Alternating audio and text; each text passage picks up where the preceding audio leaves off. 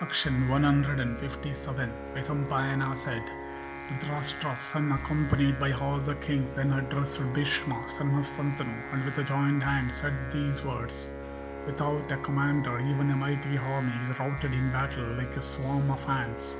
The intelligence of two persons can never agree. Different commanders again are jealous of one another as regards their prowess. O thou of great wisdom, it is heard by us that once on a time the Brahmanas, raising a standard of Kusagras, encountered in battle the Kshatriyas of the Aihaya clan endued with immeasurable energy. O grandsire, the Vaishyas and the Sudras followed the Brahmanas, so that all the three orders were on one side, while those bulls among the Kshatriyas were alone on the other. In the battles, however, that ensued, the three orders repeatedly broke, while the Kshatriyas, though alone, vanquished a large army that was opposed to them. And those best of Brahmanas inquired of the Kshatriyas themselves as to the cause of this. O grandsire, those that were virtuous among the Kshatriyas returned the true answer to the inquirers, saying, In battle we obey the orders of one person endued with great intelligence, while ye are disunited from one another, and act according to your individual understanding.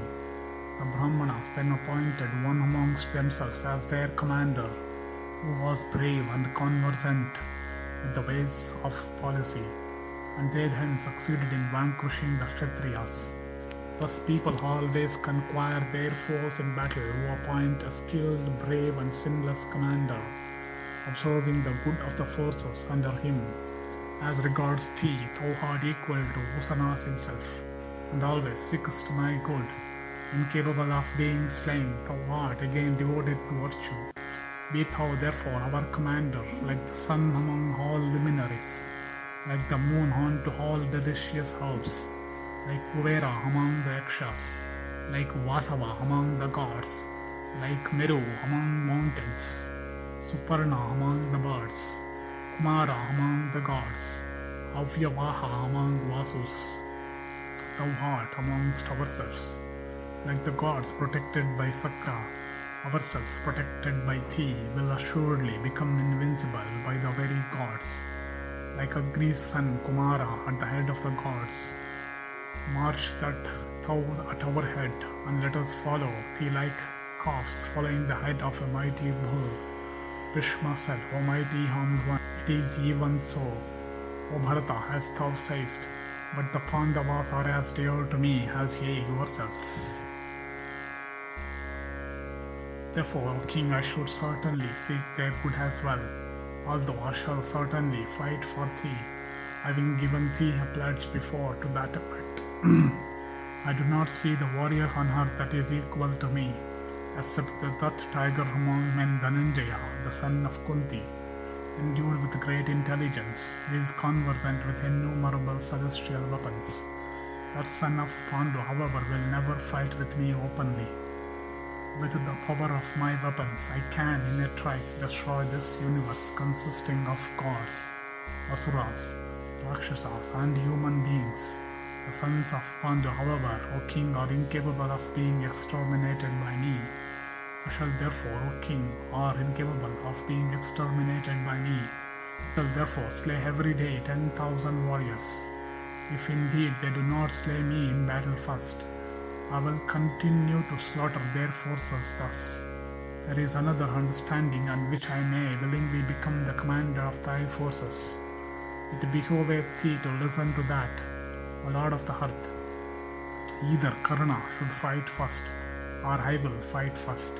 The Suta's son always boasts of his prowess in battle, comparing it with mine. Karna said, As long as Ganga's son liveth, O king, I shall never fight. After Bhishma is slain, I shall fight with the wielder of Gandiva. Vaisampayana continued, After this, Dhritarashtra's son duly made Bhishma the commander of his forces, distributing large presents, and after his installation in the command, he blazed forth with beauty, and at the king's behest musicians cheerfully played upon drums, and blew conches by hundreds and thousands. And numerous leonine roars were sent forth, and all the animals in the camp uttered their cries.